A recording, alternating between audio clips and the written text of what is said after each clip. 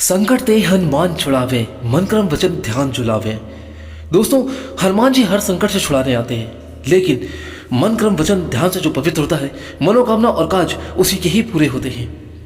नमस्कार दोस्तों, जय श्री राम। कैसे हो आप सब? आशा करता हूँ कि दोस्तों आप सब अच्छे ही होंगे। दोस्तों, हनुमान चालीसा आप प्रतिदिन पढ़ते हैं। मैं उसी हनुमान चालीसा की बात कर रहा हूँ। ये पंक्ति उसी हनुमान चालीसा की है जो आप रोज प्रतिदिन आप सुबह शाम रोज पढ़ते हैं। दोस्तों, आज की इस वीडियो में आप अंत तक जरूर बने रहिएगा, क्योंकि कई बार भक्तों ने ये प्रश्न उठाया है कि हनुमान चालीसा के 3 दिन संकल्प पाठ में जल कब उठाना है, कब हमको कितने समय 3 बार पाठ करना है, 5 बार करना है, 7 बार करना है या 11 बार करना है। इस विधि को हम कैसे करें, किस तरीके से हम अपने जीवन के संकट को पार कर सकते हैं, अपनी मनोकामना इच्छा को पूरी कर सकते हैं। दोस्तों, ये हनुमान चालीसा आपने कई बार पढ़ी है, लेकिन इस हनुमान चालीसा को आपको एक विशेष विधि के द्वारा पढ़ना है। इस विधि में बताई गई हनुमान चालीसा यदि आप पढ़ लेते हैं तो मैं चैलेंज के साथ दावा कर सकता हूं कि आपकी मनोकामना 3 से 5 दिन के अंदर पूरी होनी ही होनी है। ये बहुत ही शक्तिशाली और पावरफुल हनुमान चालीसा है। इस हनुमान चालीसा का पाठ आपको इस विधि के अनुसार ही करना है।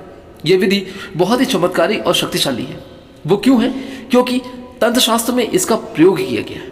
तंत्र शास्त्र में यह बताया गया है कि इस तरह से पढ़ी जाने वाली हनुमान चालीसा बहुत ही शक्तिशाली और पावरफुल होती है। इस वीडियो को अगर आप कोई भी व्यक्ति, आदमी, स्त्री, पुरुष, बड़ा बूढ़ा, अगर कोई भी देख रहा है, कोई भी सुन रहा है, तो हर स्टेप को आप बिल्कुल ध्यान से सुनिएगा और अंत तक सुनिएगा। इस वीडियो में बिल्कुल लास्ट तक बने रहिएगा। इस वीडियो में जो मैं बताने जा रहा हूँ हनुमान चालीसा को पढ़ने की विधि, वो इतनी पावरफुल और शक्तिशाली है कि आपकी मनोकामना अवश्य पूरी होगी। लेकिन मैं एक बार फिर से रिपीट करना चाहूँगा कि मन कर्म वचन ध्यान से जो पवित्र होगा, उसकी मनोकामना और काज उसी के ही पूरे होंगे। ऐसी कोई भी मनोकामना नहीं जो पूरी ना हो। लेकिन यह हनुमान चालीसा अति दुर्लभ मनोकामना को पूरी करती है।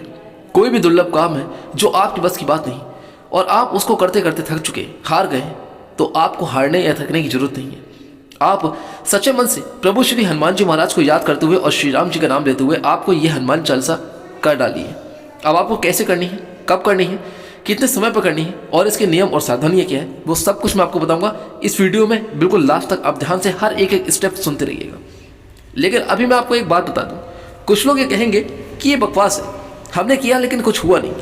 इस तरीके के व्यक्ति जो नकारात्मक विचार पैदा करते हैं दूसरों के मन में, आप उनसे दूर रहें, क्योंकि वो खुद तो कुछ करेंगे नहीं और आपको कुछ करने नहीं देंगे। यदि आप कोई प्रयोग करने भी जाएंगे तो हो सकता है कि आपके मन में कुछ ना कुछ ऐसे सवाल, ऐसी बातें बहका दें कि उनके सुनने के बाद आप ये पाठ करें ही ना, इस विधि को प्रयोग ही ना करें। इसलिए मैं आपसे एक बार अनुरोध करना चाहता हूं दोस्तों कि आप इन तरह के नकारात्मक विचारों से हमेशा दूर रहें। प्रयोग आपका है, इच्छा आपकी, मनोकामना आपकी है, पूजा भी आप ही को करनी है और संकट से भी आप ही को बाहर निकलना है। मैं सिर्फ मार्गदर्शन करूंगा आपका और सही तरह से बताऊंगा कि किस तरीके से आप ये प्रयोग कर सकते हैं। तो चलिए आते हैं डायरेक्ट वीडियो पे। और मैं आपसे अनुरोध करता हूं दोस्तों कि अगर अभी तक आपने इस वीडियो को लाइक नहीं किया तो एक बार हमारे इस वीडियो को लाइक करके चैनल को सब्सक्राइब जरूर कर दीजिएगा।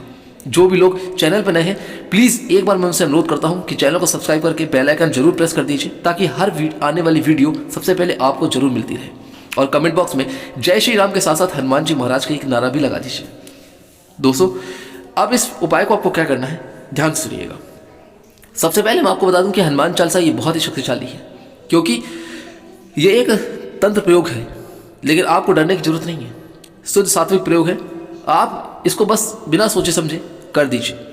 सबसे पहले मैं आपको बता दूं कि ये हनुमान चालीसा का ये जो प्रयोग है, ये प्रयोग आपको शुक्ल पक्ष के प्रथम मंगलवार से करना है। किस दिन करना है? शुक्ल पक्ष के प्रथम मंगलवार से। या आप यह उपाय, ये प्रयोग आप उस दिन भी कर सकते हैं जिस दिन कोई शुभ दिन हो और उस दिन मंगलवार पड़ जाए, जैसे कि हनुमान जन्मोत्सव का दिन पड़ जाए और शुक्ल पक्ष हो, तो आप ये प्रयोग जरूर कीजिएगा। उसके बाद आपको क्या करना है कि ये समय का मैं बता दूं किस समय आपको प्रयोग करना है। देखिए, वैसे तो आप सुबह कर सकते हैं, लेकिन शास्त्रों में ये बताया गया है और आप भी जानते हैं कि सुबह से लेकर 24 घंटे हनुमान जी महाराज प्रभु श्री राम की सेवा में लगे रहते हैं। वैसे सेवा में तो हमेशा रहते हैं, लेकिन शाम के समय ही प्रयोग किए जाते हैं। जितने भी मनोकामना पूर्ति उपाय होते हैं, वो सारे प्रयोग, हनुमान जी की पूजा अर्चना जो भी होती है, वो रात्रि के समय की जाती है। इसलिए इसका उपाय, ये जो प्रयोग है, वो आपको रात्रि के समय 9 बजे करना है या 9 बजे के बाद कर सकते हैं। कहने का मतलब ये है कि 9 बजे से आप शुरू कर लीजिए या फिर 9 बजे के बाद भी कर लीजिए, 10 बजे भी कर सकते हैं, 9:30 10 बजे भी कर लीजिए। तो आपको रात्रि 9 बजे के बाद ही ये प्रयोग करना है। अब आपको क्या करना है कि सबसे पहले आप अपने हाथ पैर को अच्छी तरीके से साफ कर लीजिए। उसके बाद आप अपने वस्त्र बदल लीजिए। जो वस्त्र आपने पहने हैं उन वस्त्रों को उतार दीजिए, दूसरे साफ नए धुले हुए कपड़े पहन लीजिए और लाल रंग के वस्त्र हैं तो उनको जरूर धारण कर लीजिए। अब आपको क्या करना है दोस्तों कि आपको साफ कपड़े धारण करने के बाद आप एक चौकी ले लीजिए। चौकी लेने के बाद उस पर लाल रंग का कपड़ा बिछाकर प्रभु श्री गणेश जी और हनुमान जी की प्रतिमा को विराजमान कीजिए, उन्हें वहाँ पर विराजित कीजिए। विराजित करने के बाद आपको क्या करना है, आपको दीपक जलाना है। लाल रंग के फूल ले लीजिए, अक्षत ले लीजिए, एक लोटे में जल ले लीजिए और एक दूसरे लोटे में भी पात्र में भी जल ले लीजिएगा। उसके बाद आपको क्या करना है कि दीपक जलाने के बाद आपको सबसे पहले गणेश जी का ध्यान करना है और तिलक कीजिए। अक्षत चावल जो भी है, धूप दीप वो जलाइए। जलाने के बाद हनुमान जी महाराज और प्रभु श्री राम जी का तिलक कीजिए। उसके बाद आपको जो है लाल रंग के जो फूल हैं, जो अपने पुष्प लिए हैं, वो भी आप उन्हें अर्पित कीजिए और यहाँ पर प्रसाद लगाइए। प्रसाद में आप देखिए लड्डू व भोग, बूंदी, या अगर नहीं है तो केले भी चढ़ा सकते हैं या फिर गुड़ और चने का प्रसाद भी लगा सकते हैं, क्योंकि कई बार ऐसा होता है कि भोग में हम क्या लगाएं, तो ये भोग आप लगा सकते हैं। अब आपको क्या करना है कि सबसे पहले आपको एक भोजपत्र भी लेना है। मैं आपको बता दूं कि इसमें भोजपत्र की आपको आवश्यकता पड़ेगी। देखिए ये तंत्र प्रयोग है, इसलिए जो आपको भोजपत्र मिलेगा वो आपको पूजा पाठ वाली सामग्री की दुकान पे मिल जाएगा। और इसके साथ दोस्तों आपको लेना है लाल रंग का चंदन और एक अनार की कलम, अनार की जो लकड़ी होती है वो। देखिए सबसे पहले आप एक थाली में सबसे पहले ये सामग्री आप इकट्ठी कर लीजिए ताकि आपको बाद में परेशानी ना हो। आपको भोजपत्र, अनार की कलम और लाल रंग का चंदन आपको लेना है। अब आपको क्या करना है कि दीपक जलाने के बाद धूप दीप आपने अर्पित कर दिया, सब कुछ कर दिया। अब आपको क्या करना है कि सबसे पहले इस भोजपत्र पे आपको अनार की कलम से चंदन के साथ आपको अपनी मनोकामना लिखनी है। मनोकामना आप वो लिखेंगे जो आपकी सबसे ज़्यादा परेशानी वाली मनोकामना है। एक मनोकामना को लिखेंगे। उसके बाद आपको जैसे नौकरी चाहिए, घर चाहिए, पढ़ाई में पास होना है, धन की संबंध है, क्या कोई बीमारी है, कोई घर में परेशान है, रोग है जो दूर नहीं हो रहा, या आपके घर पे किसी तरीके से भूत प्रेत का साया है, तो इसमें जो भी मनोकामना से आपकी है, जिससे भी आप ज़्यादा परेशान है, बहुत ज़्यादा, वो आपके बस की बात नहीं है, उस मनोकामना को आप एक बार एक मनोकामना इस भोजपत्र पे अनार की कलम से लिख दीजिए। अब यहाँ पर मैं आपको एक बात और बता देता हूँ। कुछ लोग कहते हैं कि अनार की कलम नहीं मिल पाती है, लेकिन भोजपत्र आपको जरूर मिल जाएगा। तो अनार की कलम अगर नहीं है तो एक नया लाल रंग का आप पेन ले लीजिए, नया होना चाहिए। उस लाल रंग के पेन से आप इसी भोजपत्र पर आप अपनी मनोकामना को लिख दीजिए। जो भी मनोकामना है उस मनोकामना को आप लिख दीजिए। लिखने के बाद आपको क्या करना है कि उसी भोजपत्र को आपको हनुमान जी महाराज की प्रतिमा के नीचे दबा देना है। यदि आपके घर में हनुमान जी की प्रतिमा नहीं है, गणेश जी की है और श्री राम दरबार है, तो श्री राम दरबार की प्रतिमा के नीचे भी आप दबा सकते हैं। यदि किसी किसी के घर में हनुमान जी महाराज की प्रतिमा नहीं होती तो श्री राम दरबार की प्रतिमा होती है, तो आप उसके नीचे भी दबा सकते हैं। अब आपको क्या करना है, आपने इस पर मनोकामना अपनी लिख दी और वो भोजपत्र आपने हनुमान जी महाराज की प्रतिमा के नीचे दबा दिया। अब उसके बाद आपको क्या करना है, आपको लेना है संकल्प। आप देखिए संकल्प की बात जो आती है, ये संकल्प आपको पहले ही लेना है, ठीक है। हनुमान चालीसा पढ़ने के बाद नहीं, पहले ही आप संकल्प लेंगे। अब संकल्प में आपको क्या करेंगे, जो मैंने आपको बताया था कि दूसरे पात्र में एक जल लेना है, एक जो लोटा आपके मंदिर में रहता है उसमें जल लेंगे, एक दूसरे पात्र में ले लीजिए। उसके बाद सबसे पहले आपको क्या करना है कि आपको आचमनी करनी है।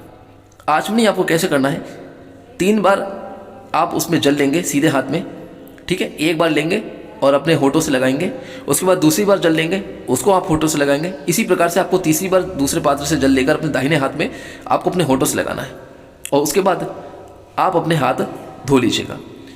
धोने के बाद क्या होगा कि आपको जो लोटे में जल है उस जल से आप अपने दाहिने हाथ में जल लेंगे, अक्षत रखेंगे और जो पुष्प है वो रख लीजिए आप लाल रंग का। उसके बाद आपको संकल्प लेना है। गणेश जी का ध्यान करते हुए सबसे पहले आप गणेश जी का ध्यान करेंगे, क्योंकि प्रथम पूजनीय है और उनको पूजा का पहला स्थान प्राप्त है। इसलिए हे गणेश जी महाराज, आज मैं ये संकल्प ले रही हूँ हनुमान चालीसा के 3 दिन पाठ का, या ले रहा हूँ। उसमें अपना नाम, गोत्र, स्थान, वो सब कुछ बताएंगे। एक तरीके से आप साधारण तरीके से कह लें कि आपको संकल्पित होना है। तो आप अपना ये सब कुछ बताने के बाद आपकी जो मनोकामना है वो आपको बतानी है, और जो आपने अक्षत और जो जल आपके दाहिने हाथ में है वो आप प्रभु श्री गणेश जी महाराज के सामने वहीं पर छोड़ देंगे। देखिए ये उपाय जो मैं आपको बता रहा हूँ, ये प्रयोग है, ये आप मंगलवार से तो आप करेंगे, लेकिन आपको ये क्या करना है कि अगर आप व्रत रखे के करें तो भी बहुत अच्छी बात है। अगर आप व्रत रखे करते हैं तो और भी अच्छा है। यदि किसी शारीरिक कष्ट से आप परेशान हैं, कोई परेशानी है, तो अगर आप व्रत नहीं रखते तो कोई बात नहीं, आप ऐसे ही कर लीजिए, ठीक है। अब आपने संकल्प हो गया, आप पूरी तरीके से संकल्पित हो गए। अब आपको क्या करना है कि आपको हनुमान चालीसा पढ़नी है। लेकिन ये हनुमान चालीसा आपको किस तरीके से पढ़नी है, अब आप बिल्कुल ध्यान से सुनिएगा। इस वीडियो को एक एक स्टेप बिल्कुल ध्यान से सुनिएगा, तभी आप इस प्रयोग के बारे में जान पाएंगे और अपनी मनोकामना को आप पूरा कर पाएंगे। सबसे पहले दिन यानी कि मंगलवार वाले दिन आपको 3 बार हनुमान चालीसा पढ़नी है, ठीक है। आपको पहली बार जो है पहले दिन यानी कि मंगलवार के दिन आपको 3 बार हनुमान चालीसा पढ़नी है। और उसके बाद आपको प्रभु श्री राम जी की सबसे पहले आप आरती करेंगे कपूर के साथ, और उसके बाद आप हनुमान जी महाराज की आरती करेंगे, ठीक है। ये हो गई आपके पहले दिन की पूजा। इतना करने के बाद आप जब आसन छोड़ेंगे, अब आसन जब छोड़ते हैं तो कैसे छोड़ेंगे आप आसन, जो आपके लोटे में जल है उस जल को थोड़ा सा आप जो है आसन के नीचे हल्का सा मोड़ लीजिएगा, ठीक है। आसन को थोड़ा सा मोड़कर वहीं उसी धरती पे आप जल छोड़ देंगे। उसके बाद उसी जल को आप अपने 3 बार माथे से लगाएंगे, ठीक है। 3 बार माथे से लगाने के बाद तब आप वहाँ से उठेंगे, जब दीपक आपका ठंडा हो जाए तब। उसके बाद जो आपने प्रसाद चढ़ाया था, जो भोग लगाया था, उस भोग को आप उठा के खा सकते हैं या अपने परिवार में सभी सदस्यों को वितरित भी कर सकते हैं, बांट भी सकते हैं। इस तरीके से आपने पहले दिन की पूजा अपनी पूरी कर ली। अब बात करते हैं अगले दिन यानी कि बुधवार के दिन आपको क्या करना है। ठीक उसी समय पर, जिस समय पर आपने पूजा शुरू की थी, उसी समय पर आपको फिर से बैठना है, ठीक है, उसी प्रकार से। लेकिन इस बार आपको संकल्प नहीं लेना है। आपने पहले दिन संकल्प ले लिया था, आप संकल्पित हो चुके हैं, तो अगले दिन आपको संकल्प नहीं लेना है, ठीक। उस दिन बस केवल आपको धूप दीप और प्रसाद जो अपने हैं वो भोग लगाकर आपको जो है बैठ जाना है पाठ करने के लिए। एक बात मैं आपको और बता दूं, जो आप भोग लगा रहे हैं उसमें एक तुलसी का पत्ता जरूर डाल दीजिएगा। जी हाँ, तुलसी का जो पत्ता है वो जरूर डाल दीजिएगा। कहते हैं कि तुलसी का जो भोग होता है, जो आपने भोग लगाया, उसमें अगर आप तुलसी का एक पत्ता डाल दें तो इससे हनुमान जी और भी प्रसन्न होते हैं, उनकी भूख शांत हो जाती है। तो उस अगले दिन जब बुधवार वाले दिन आपको क्या करना है कि धूप दीप आपने जला लिया, अब आपको सिर्फ पाठ करना है।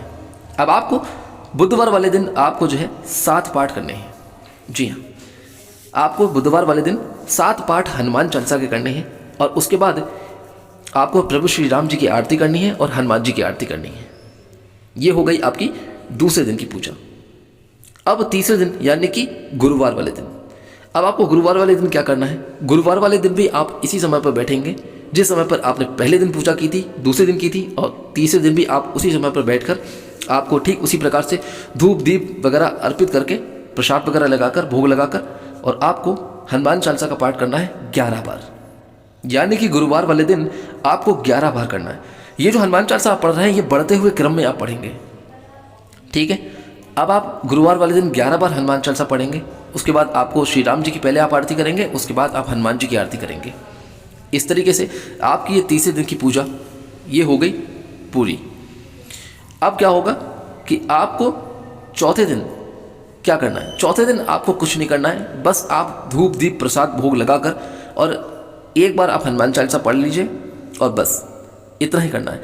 तीनों दिन जब आप आसन छोड़ेंगे, चौथे दिन भी आप जब आसन छोड़ेंगे तो ठीक उसी प्रकार से आसन के नीचे थोड़ा सा जल छोड़कर और अपने माथे से लगाकर आप उठ जाएंगे, ठीक है। अब बात करते हैं कि उस भोजपत्र का क्या करना है। सबसे पहली बात आती है कि हम उस भोजपत्र का क्या करें जिसपे हमने अपनी मनोकामना लिख लिखी है।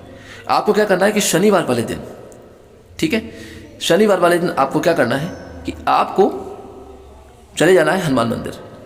अगर आपके पास कोई हनुमान मंदिर है, होगा ही, सभी के पास कोई ना कोई हनुमान मंदिर होता ही है, तो हनुमान मंदिर आप चले, चाहे आप सुबह चले जाइए या फिर शाम को चले जाइए, ठीक है। तो आप सुबह या शाम किसी भी समय पे आप जा सकते हैं। उस भोजपत्र को ले लीजिए, ठीक। उस भोजपत्र को लेने के बाद आप हनुमान मंदिर में जाकर हनुमान जी महाराज का जो दाहिना पैर होता है यानी कि सीधा पैर, तो दाहिना पैर जो होता है वहाँ पर आपको ये भोजपत्र रख देना है बस, और वापस अपने आप घर आ जाइए और आपको कुछ नहीं करना है। ये भोजपत्र आप हनुमान मंदिर में जाकर हनुमान जी महाराज के दाहिने पैर पे, एक बार फिर से बता रहा हूँ, हनुमान जी महाराज के दाहिने पैर पे, सीधा पैर पे आपको जो है वहाँ पर ये भोजपत्र आपको रख देना है और आप वापस आ जाइएगा। आपके ये जो पूजा है ये पूरी हो गई।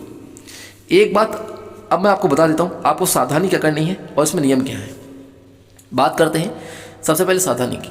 तो देखिए आपको क्या करना है कि सावधानी आपको इसमें ये रखनी है, स्वच्छता का ध्यान रखिएगा। लाल रंग के आपको वस्त्र पहनने हैं और आपको भोजपत्र की एक आवश्यकता पड़ेगी, वो आप अपने पूजा पाठ वाली सामग्री की दुकान से आप ले लीजिएगा। अनार की कलम है तो वो ले लीजिए। लाल चंदन का प्रयोग करना है, उसी से आपको मनोकामना लिखनी है। दूसरी बात यह है, अगर आपके पास अनार की कलम नहीं है, ठीक है, लाल चंदन नहीं है, तो आप लाल रंग का एक पेन ले लीजिए, उससे आप अपनी मनोकामना लिखिएगा। संकल्प आपको पहले दिन लेना है। बार बार मैं आपको बता रहा हूँ, संकल्प एक ही बार लिया जाता है, पहले दिन लिया जाता है, जिस दिन आप ये प्रयोग पूजा जो आप आरंभ करते हैं तभी लिया जाता है। क्योंकि कई बार ऐसा होता है कि संकल्प आप बाद में लेते हैं और हनुमान चालीसा आप पहले पढ़ देते हैं, तो ऐसा बिल्कुल मिला करिए, ठीक है। और आपको ये प्रयोग बिल्कुल साफ शुद्ध स्वच्छता के हिसाब से करना है, ठीक। आप किसी भी तरीके का तामसिक भोजन नहीं करेंगे, शुद्ध सात्विक भोजन करेंगे। अगर आपने मंगलवार का व्रत रखे के ये किया है, ठीक है, अगर मंगलवार का व्रत रखे के आप कर रहे हैं और तीनों दिन आप व्रत रहेंगे, तो उस समय आपको ध्यान रखिएगा कि आपको एक ही टाइम भोजन करना है। जब आपका भोजन बनता है घर में, तो आप एक समय अपने भोजन बनने के समय मीठा भोजन खा सकते हैं। कोई भी मीठा भोजन बना के आप उसे खा सकते हैं। यदि आपने व्रत नहीं रखा है तो कोई बात नहीं, लेकिन इतने दौरान आपको शुद्ध सात्विक भोजन ही करना है। किसी तरीके का कोई भी तामसिक भोजन आप नहीं लेंगे, लहसुन प्याज नहीं खाएंगे, इस बात का आप बिल्कुल ध्यान रखिएगा। अब बात करते हैं नियम की। नियम आपको क्या रखना है? नियम में आपको ये ध्यान रखना है कि आप सबसे पहले ब्रह्मचर्य नियम का पालन करेंगे। इस प्रयोगों को करने से ठीक एक दिन पहले, यानी कि मंगलवार से अगर आप शुरू करेंगे तो सोमवार से आपको ब्रह्मचर्य नियम का पालन करना है एक दिन पहले। और शनिवार को जब आप ये भोजपत्र शनिवार को जब भोजपत्र आप हनुमान मंदिर में रखने जाएंगे, तो उसके एक दिन बाद, यानी कि रविवार तक आपको ब्रह्मचर्य नियम का ही पालन करना पड़ेगा, ठीक है। तो ये बात ध्यान रखिएगा कि एक दिन पहले और इसके पूजा होने के एक दिन बाद तक आपको ब्रह्मचर्य नियम का ही पालन करना है। नियम नहीं टूटना चाहिए। और इतने बीच जब आपने ये संकल्प किया है, जब इस प्रयोगों को किया है, तो आप कहीं जाएंगे नहीं। शादी में जाना है, घर से बाहर जाना है, कहीं बहुत अति आवश्यक कार्य है, नहीं जाएंगे। आपको ये प्रयोग बीच में तोड़ना नहीं है, छूटने नहीं पाए। आपने एक जगह बैठ के किया है तो कंटिन्यू आप उस प्रयोग को पूरा करेंगे, इस संकल्प को आप पूरा करेंगे, बीच में आपको छोड़ना नहीं है। इस बात का आप विशेष ध्यान रखिएगा। कई बार ऐसी बात आती है कि मुझे बहुत आवश्यक कार्य से बाहर जाना है, मैं क्या करूं, क्या मैं वहां जाके कर सकता हूं? नहीं, आपको वहीं करना है जहां आपने ये प्रयोग शुरू किया है। अब बात करते हैं महिलाओं की। महिलाओं में क्या होता है कि अक्सर मासिक धर्म की समस्या होती है। उस दौरान क्या करना है? तो देखिए, यदि आपका शुक्ल पक्ष पड़ रहा है मंगलवार और अचानक उस बीच अगर आपको पीरियड्स आ जाते हैं, तो आप ये 3 दिन का अनुष्ठान बिल्कुल ना करें। आप पहले शुद्ध हो जाएं, उसके बाद अगर शुक्ल पक्ष का मंगलवार आता है, प्रथम मंगलवार आता है, तब आप ये अनुष्ठान करें। तो मासिक धर्म की समस्या के समय में आप ये अनुष्ठान बिल्कुल भी नहीं करना है। किसी भी महिला, किसी स्त्री को ये प्रयोग नहीं करना है। आप पूरी तरीके से शुद्ध हो जाए और उसके बाद अगर शुक्ल पक्ष पड़ता है, मंगलवार आता है, तब आप उस समय ये कर सकते हैं। ये बहुत ही सात्विक प्रयोग है, लेकिन बहुत ही शक्तिशाली और पावरफुल प्रयोग है। इस उपाय से आपकी हर वो मनोकामना, इच्छा जरूर पूरी होगी जो आप चाहते हैं। तो दोस्तों, इस प्रयोगों को जब भी आप करें तो इन बातों का ध्यान रख के करें, उसके बाद ही आप इस प्रयोगों को करें। मैं मानता हूं कि हनुमान चालीसा सभी लोग पढ़ते हैं, लेकिन कुछ विधि होती है, तरीका होता है। ये प्रयोग है हनुमान जी महाराज के, जिससे आप अपने संकट को, अपनी मनोकामना को आप पूरा करेंगे और हर उस संकट से आप बाहर निकल जाएंगे। अगर आप इससे संबंधित कोई प्रश्न पूछना चाहते हैं तो आप हमें कमेंट बॉक्स में पूछ सकते हैं, हम आपका जवाब जरूर देंगे। तो आशा करता हूं दोस्तों कि आज की ये वीडियो आपको जरूर अच्छी लगी होगी। अगर वीडियो पसंद आई हो तो दोस्तों यहाँ से जाने से पहले हम आपसे अनुरोध करते हैं कि एक बार वीडियो को लाइक करके हमारे चैनल को सब्सक्राइब जरूर कर दीजिएगा। कमेंट बॉक्स में जय श्री राम, जय हनुमान जी महाराज लिखना ना भूलें और इस वीडियो के हर एक स्टेप को आप ध्यान से सुने, आगे दीजिए। फिर मिलूंगा जल्द ही कोई और अच्छी वीडियो या किसी उपाय को लेकर। तब तक के लिए दोस्तों, आप अपने जीवन में स्वस्थ और खुश रहें। हनुमान जी की कृपा आपके परिवार पर सदैव बनी रहे। जय श्री राम।